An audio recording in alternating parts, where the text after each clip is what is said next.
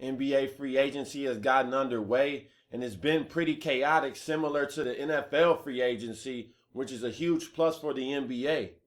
There's been a lot of dominoes that fell back where they originated, but one player that changed teams, which was surprising to me, was DeAndre Jordan, formerly of the Clippers, has now signed a max deal with the Dallas Mavericks.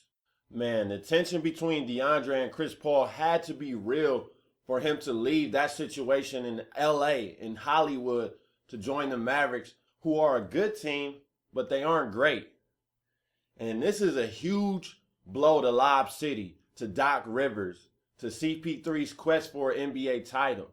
And following DeAndre's departure, the Clippers, they now just seem to be a middle-of-the-pack team in the Western Conference.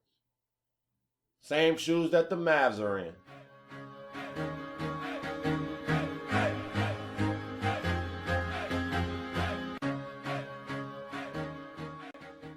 Welcome back to the Best Damn Sports Blog. Back again this time to talk NBA free agency, which has been a frenzy, and it's been great to watch. We've seen a lot of players switch teams, not really great players, and we've seen a lot of other players as well re-sign with their teams, such as Kevin Love, Paul Millsap, and others. But the most surprise signing so far of the NBA free agency has to be DeAndre Jordan turning his back on Lob City, on Hollywood, on the Clippers, and joining the Dallas Mavericks. And I just gotta say, I did not see this one coming. Although a day before it became official, it was said that DeAndre Jordan was 50-50 between the Clippers and the Mavericks, I just thought he would not leave Lob City.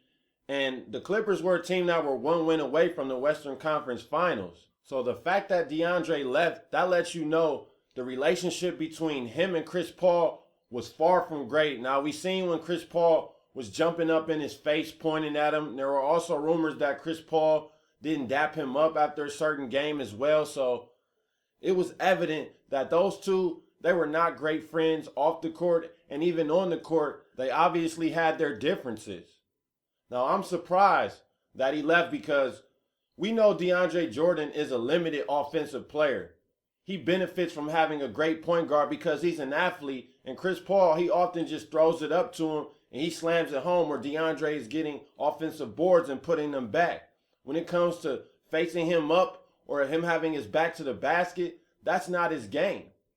So the fact that he left a great point guard is kind of head-scratching to me. Now, I wouldn't be surprised if in DeAndre's mind, he noticed that when Blake Griffin went out, he averaged around 20 points and 20 rebounds, and he looked dominant.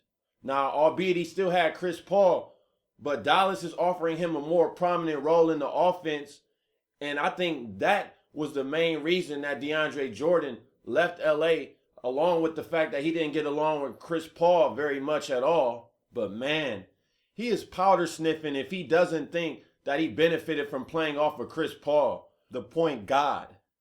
Now, in this move to Dallas, DeAndre Jordan left an extra year and an extra $28 million on the table to join Dallas. The Clippers offered him a 5-year, $109 million contract, and the Mavs, they offered him the max that they could in 4 years, $80 million. Now, when you hear those figures on his face, you would think, man, he really must have had to want to get out of LA bad to leave that kind of money on the table. But what people aren't taking into consideration is the fact that Texas has no state tax. So, yes, there is a difference in the money, but he will also make up that difference a lot. If he was in LA, there would be a lot of money coming out of that check that's not going to come out now that he's in Texas. And he's also a Texas kid, probably wanted to go home. So, yes, he left a lot of money on the table, but it's not as much as you really think it is. Now, before I move on as to what this move means for the Mavs and what this loss means for the Clips, I just want to say the NBA has to be in a great place for DeAndre Jordan to command $20 million a year. He's a good player, good on defense, great athlete, good rim protector, great rebounder, but $20 million? Players from the 90s, they gotta wish they were born around 10 to 20 years later. I mean, these NBA players are about to cash in with the salary cap about to explode in 2 years. Now, as it goes for the Mavericks, This is a great pickup for their team. It gives them a big man to place next to Dirk with Tyson Chandler on his way to Phoenix.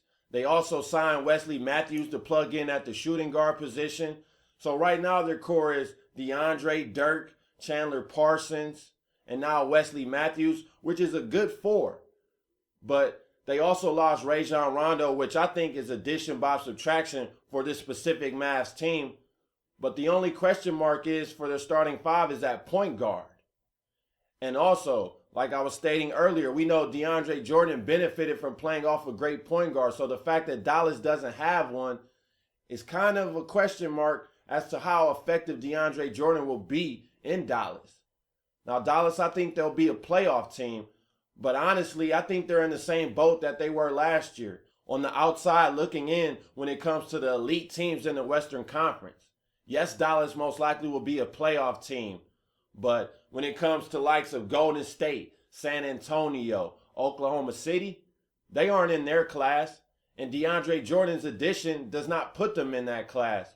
Until they fill out their team and probably have to add an elite point guard, they won't be in the elite teams in the Western Conference.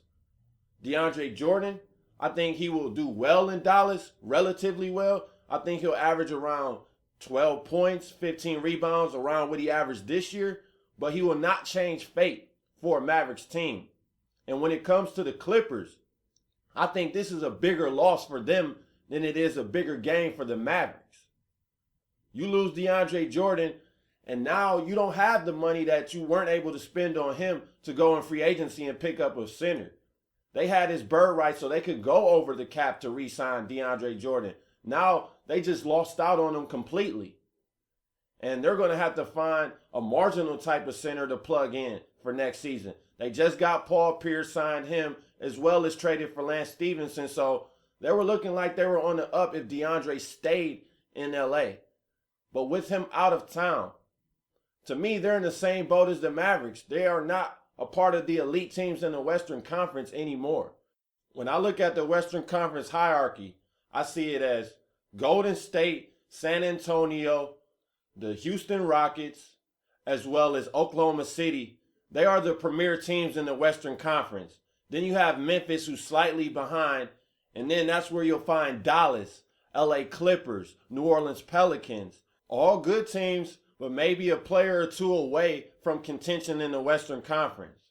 Now, overall, this is a good move for the Mavericks as they continue to build their team. No one expected the Mavs to be an elite team in the Western Conference with or without DeAndre next season.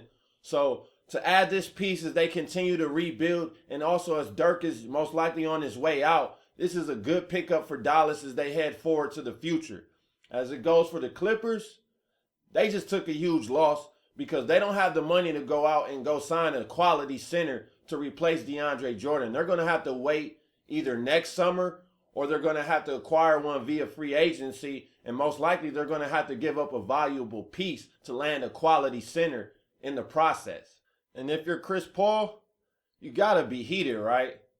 Because it looks like the conference finals will evade Chris Paul and the LA Clippers for yet another season after just being one win away.